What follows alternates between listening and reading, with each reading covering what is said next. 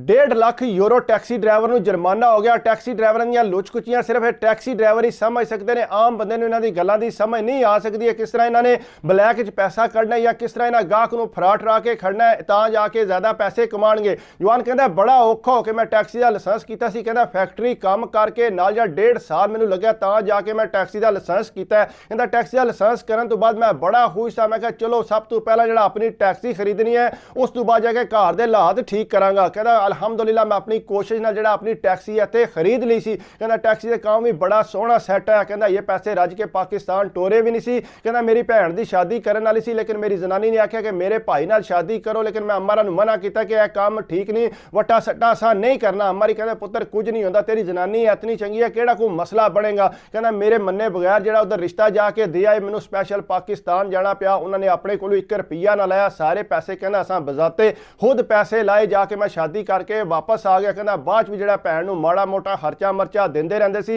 लेकिन भैन ने जो अम्मा के कन्ना च गल पाई सी कि अम्मा आखो भाई नूं कि इन्हां नूं भी बाहर मंगाण। कहना मैं आख्या कि बाहर इहनूं किस तरह मंगाईए, इतने पैसे ले। अम्मा ने कहंदे पुत्तर तू गल कर, कोशिश कर, चलो तेरी भैन भी सैट हो जाएगी। कहना मैं एक बंदे नाल गल कीती, उन्हें कहा ठीक है इतने पैसे लगणगे। कहना मैं उन्हें दस्सिया कि इतने पैसे लगणगे, तुहाडा जिहड़ा प्लाट है वो तुसीं वेचो ते चलो इहनूं बाहर मंगा लैंदे आ। कहंदा नहीं वो प्लाट नहीं वेचना, वो प्लाट बड़ी जगह ते है, अगू चलो तुहानूं कमा के उत्थे पैसे दे देणगे। कहंदा अम्मा रा भी जोर मारिया, टैक्सी दे मैं ठीक ठाक पैसे कमांदा। कहंदा मैं चलो ठीक है इंज कर लैंदे आ। कहंदा फिर मैं पैसे कोलू दिते ते उहदा जिहड़ा पाकिस्तान नूं वीज़ा लवाया, टिकट कराई, शॉपिंग कराई, हर चीज़ जिहड़ी है कहंदा मैं कीती। फिर उहनूं इत्थे बाहर लैके आए। कहंदा जिसले इत्थे बाहर आके पहुंचिया फिर आके ज़ाहिरी गल है उन्हें सब तो पहला जिहड़ा पेपर ही बनवाने सी। कहंदा उहदे वास्ते कंट्रैक्ट वगैरह चाहिदा हुंदा, उहदे ते भी ढेर पैसे लगदे ने, तकरीबन 15,000 यूरो लग जांदा। कहंदा मैं कहा कोई टेंशन नहीं, मैं पैसे तेरे दे लवांगा, चलो आस्ता आस्ता ये पिया लाएगा। कहंदा पिछू वाली ते गल कोई नहीं सी कि पिछू पैसे मंगाएगा। कहंदा बहरहाल मैं ही उहदे कंट्रैक्ट दे पैसे दिते, जो भी है मैं ही खर्चा करके ते उहदे पेपर बनवाए। कहंदा जो ही उहदे पेपर बने ना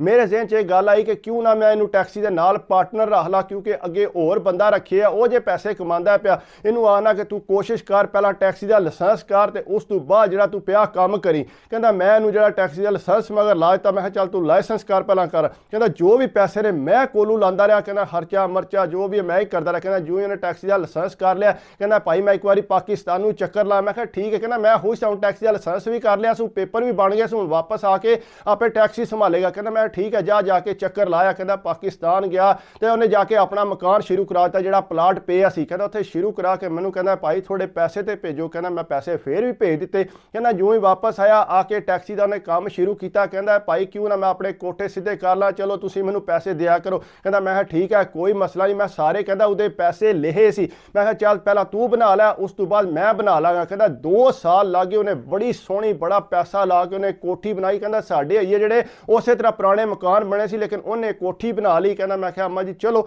एक बार ये तसल्ली ना बना लैन, उस तो बाद जिहड़े पैसे होणगे टैक्सी दे वो मैं रखा करा। कहना भैन भी बड़ी सोहनी चंगी मेरे नाल गलबात करदी सी। कहना जो इन्हां दे मकान जिहड़े तैयार हो गए ने उस तो बाद जिहड़ा मेरे नाल काम पिया करदा सी, कहना एक दिन आमदा 2 दिहाड़े आमदा कोई नहीं, टैक्सी ते टैक्सी खिलाई रखदा सी, उहदे घर जाके उत्थे खलोती रहिंदी। मैं उहनूं फोन करदा कि गल आ तू टैक्सी चलांदा नहीं पिया। कहंदा कोई गलबात ही नहीं सी करदा। कहंदा आखिरकार मैं उहदे डेरे ते गया। कहना डेरा मेरे को छड़ के दूजी जगह टुर गया सी। कहना मैं क्या यार के गल है, टैक्सी मेरी खलोती रहिंदी है, तू काम करेगा तो तां ही पैसे तेरे लवणगे, इतने तेरे पैसे। उन्होंने कहा भाई मैं काम करांगा, क्यों नहीं काम करना। कहना 6 महीने मैं तकिया उस बंदे ने काम जिहड़ा ईमानदारी नाल नहीं किया। कहना मैनू समझ आ गई इन्हें नहीं काम करना।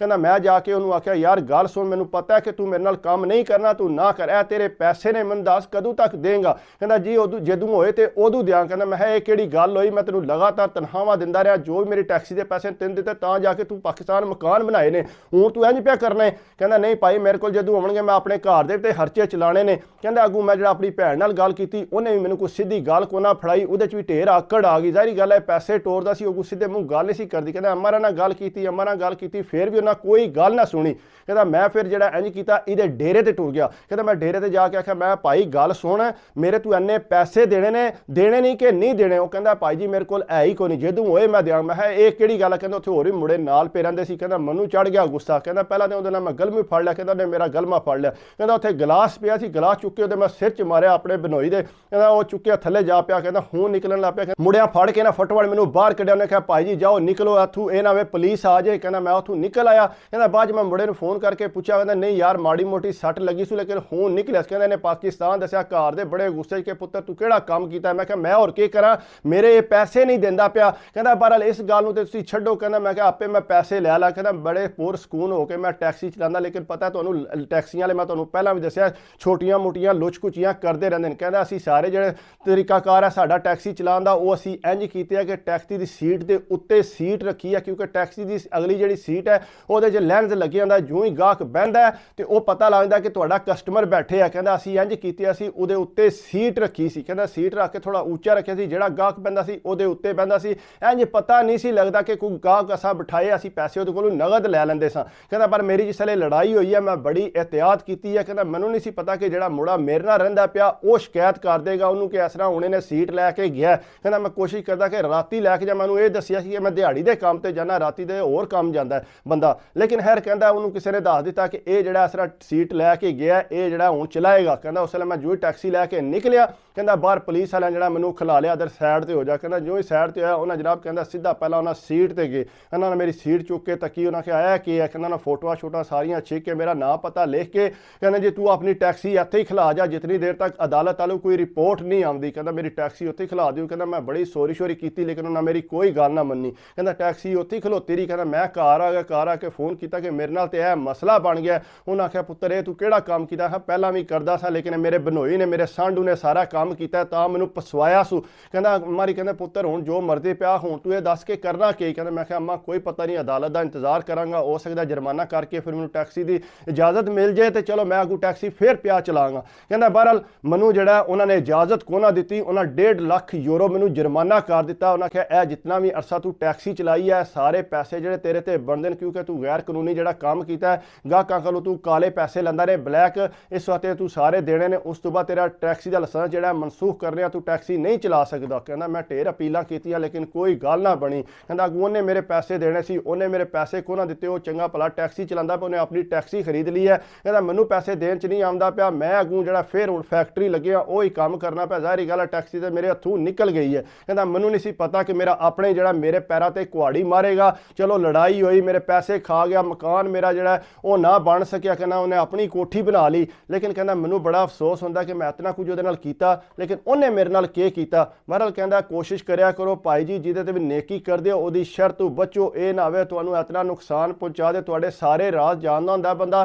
ਤੇ ਬਾਅਦ ਜਿਹੜਾ ਤੁਹਾਨੂੰ ਫਸਾ ਸਕਦਾ। ਕਹਿੰਦਾ ਮੇਰੀ ਤੇ ਸਾਰੀ ਜ਼ਿੰਦਗੀ ਤਬਾਹ ਹੋ ਗਈ, ਮੇਰੇ ਪੈਸੇ ਵੀ ਸਾਰੇ ਜਾਂਦੇ ਰਹੇ, ਉਹਨੂੰ ਬਾਹਰ ਬੁਲਾਇਆ, ਪੇਪਰ ਬਣਵਾਏ। ਕਹਿੰਦਾ ਮੈਨੂੰ ਕੀ ਹਾਸਲ ਹੋਇਆ? ਆਖਰ ਤੇ ਆ ਕੇ ਮੇਰੀ ਉਹਦੇ ਨਾਲ ਲੜਾਈ ਹੋਈ, ਮੈਂ ਉਹਦੇ ਵਾਸਤੇ ਸਾਰਾ ਕੁਝ ਕੀਤਾ, ਉਹਨੇ ਮੇਰੇ ਵਾਸਤੇ ਕੁਝ ਵੀ ਨਹੀਂ ਕੀਤਾ। ਇਸ ਵਾਸਤੇ ਕਹਿੰਦਾ ਸਭ ਨੂੰ ਜਿਹੜਾ ਮੈਸੇਜ ਲਾਜ਼ਮੀ ਪਹੁੰਚਾਇਓ ਕਿ ਭਾਈ ਜਿਹੜਾ ਨਾ ਕੋਸ਼ਿਸ਼ ਕਰੋ ਜਿਹੜਾ ਤੁਹਾਡਾ ਰਾਜ਼ ਹੈ ਸਿਰਫ ਤੁਹਾਨੂੰ ਪਤਾ ਹੋਵੇ, ਕਿਸੇ ਹੋਰ ਬੰਦੇ ਨੂੰ ਨਾ ਪਤਾ ਹੋਵੇ। ਖਾਸ ਕਰ ਆਪਣੇ ਕਾਰੋਬਾਰ ਜਿਹੜਾ ਆਪਣੇ ਬੰਦੇ ਨੂੰ ਕਦੇ ਵੀ ਨਾ ਵਾੜੋਗੇ ਤੇ ਨੁਕਸਾਨ ਹੀ ਹੋਵੇਗਾ। ਬਾਕੀ ਅਗਰ ਮੇਰੀ ਵੀਡੀਓ ਤੁਹਾਨੂੰ ਅੱਛੀ ਲੱਗੀ ਹੋਵੇ ਤਾਂ ਪਲੀਜ਼ ਯਾਰ ਲਾਈਕ ਕਰਿਆ ਕਰੋ, ਕਮੈਂਟਸ ਕਰਿਆ ਕਰੋ, ਸਬਸਕ੍ਰਾਈਬ ਕਰ ਦਿਓ ਤੇ ਦਿਲ ਖੁਸ਼ ਹੁੰਦਾ। ਬਾਕੀ ਦੁਆਵਾਂ 'ਚ ਯਾਦ ਰੱਖਿਆ ਕਰੋ, ਆਪਣੀ ਸਿਹਤ ਦਾ ਖਿਆਲ ਰੱਖਿਆ ਕਰੋ। ਅੱਲਾ ਹਾਫਿਜ਼।